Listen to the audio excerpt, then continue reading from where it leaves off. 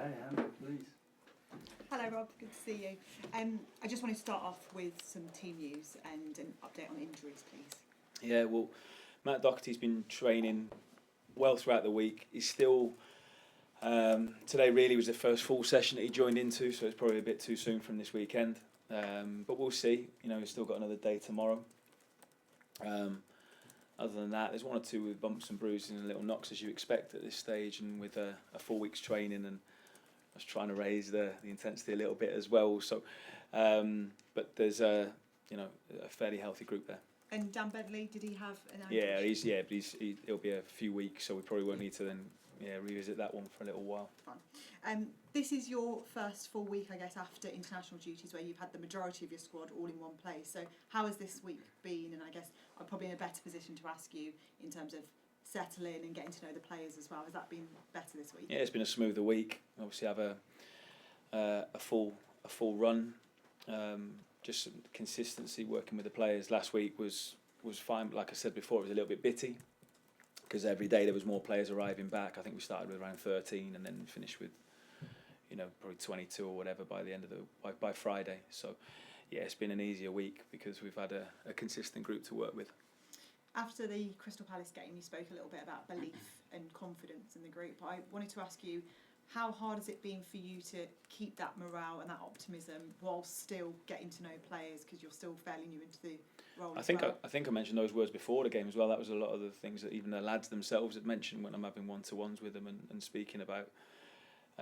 They'd mentioned that as well. So that's just something that we can only give ourselves with performance levels and how hard we work, and then hopefully trying to find the results from that. But that's, again, it's not just something you can click your fingers and just find straight away. It's all well and good me talking about being brave and believing in yourselves and not worrying about making mistakes, reacting to them and sort of trying to almost humanise making mistakes. But no, we're gonna have to dig ourselves out and find that ourselves. No one's going to give us it. You'll also be aware of the statistics that are against Wolves in terms of their survival rates this season. And I don't look at anything, Amber, so I know it'll all be against us. It's not looking good, Rob. It's not looking good. And I don't mean for this to come across disrespectful. You've brought a new energy into the club, and you can see that. But what gives you that hope and that optimism that you can drive them back from the bottom three? I think last week I spoke about a realism as well. We've come into a really difficult situation. Now, of course, there's a belief there that if we can work the right way and we can do it every day, that we can dig ourselves out of this really tough position that we're in. But also there's a realism to it as well, that it's never been done before. So all we can do is concentrate on our work on a daily basis, every day, and then try and perform as well as we can, which we will do in the games. But again, no one's done it before from this position now, so we want to achieve something incredible. Of course we do. I want to give people belief and give people hope, but also when we came in, there was okay, we're in this situation now, this is why I'm sat in the chair, this is why I'm here, why there has been a change. So I understand the position we're in. You'll know the occasion of a West Midlands derby as well, and returning to a club where you, of course, started your playing career as well. What sort of performance and what sort of game are you expecting this weekend? Obviously, a really difficult game. It's a Midlands derby, so I want us to play with real pride, and that needs to reflect in the performance as well. We're going up against a really good Villa side, who, whatever they are now, 6-7 games in a row that they've won at home. Villa Park's always a difficult place to go. So yeah, it's going to be a really difficult game. But this is a really special game as well, and especially people that live in this area, they know, they understand. I think that's good. I know and I understand it as well. It's two clubs that I've represented. I know what it means to both sets of supporters, and especially to our fans. I know what it means to them. So I want us to go out there and give it our all, and put on a really strong performance. So I'm really looking forward to the game. Like I said, the week has been good. The attitude of the players has been really, really, really good this week as well. So we're looking forward to a really challenging but exciting game. It'll be a great atmosphere. Brilliant games to be involved in. All the best. Thank you. Thank you. Hi, Rob. When you're looking around the club at the moment, what green shoots of recovery are you seeing? Well, I'm seeing a belief from the players and understanding and an acceptance that things need to change and certain things need to improve. which is really encouraging. There's not been any real resistance to some of the things that we want to introduce and what we're saying to them. So that gives me a lot of encouragement, yeah. You said you learned a lot in the game against Crystal Palace. Can you expand on what you took from it? I think everything. I think there was a lot of tactical things that we need to improve on, and we need to fix some decisions from individuals and right the way from top to bottom. There'll be things there that we can fix, and we've tried to this week, and that will continue to be the case for a while, because again, it's not just a really quick fix. Some things you can, and some things are habits that we need to try and then to adjust. But also then it's we want to try. We saw some good stuff from our work, and in terms of the intensity of how we work, but there's still more that we need. We need to be able to move together at the same speed, a little bit quicker, and we need to have more. I think more energy, both when we're without the ball, but also when we win the ball back as well. So we're looking to try and bring more intensity into our game on both sides of it. But it wasn't all bad, but there's lots that we need to do to try and fix. That's why we're here. We know that, and we recognise it. Again, I'll stress the players understand it and are really working hard as well to try and rectify one or two things. Yeah, how much are you looking at the physical data, and what are you really looking for?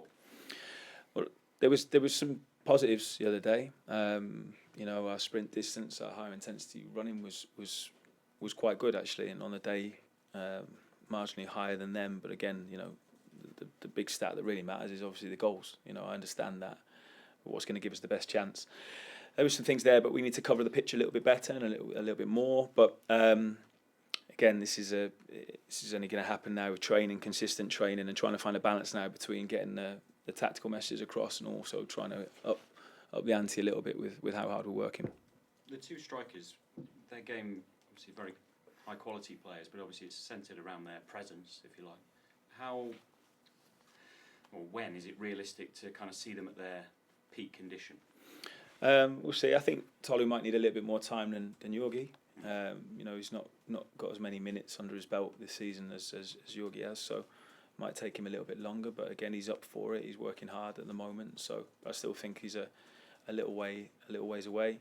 Yorgi, on the other hand, I think as I said last week, been struggling one or two little bits physically, not with his body, but he's fit and he actually feels good. So I don't think he's in a position where we need to push any more from him. You mentioned Villa's form, but where can you get at them?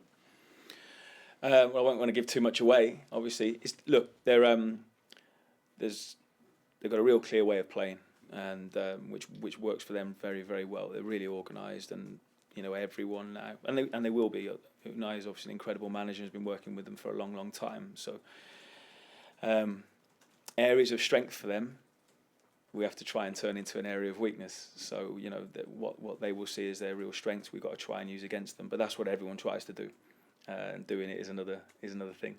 Just finally, you faced Unai Emery a couple of times before. He's been at Villa, like you say, quite a while now. Yeah.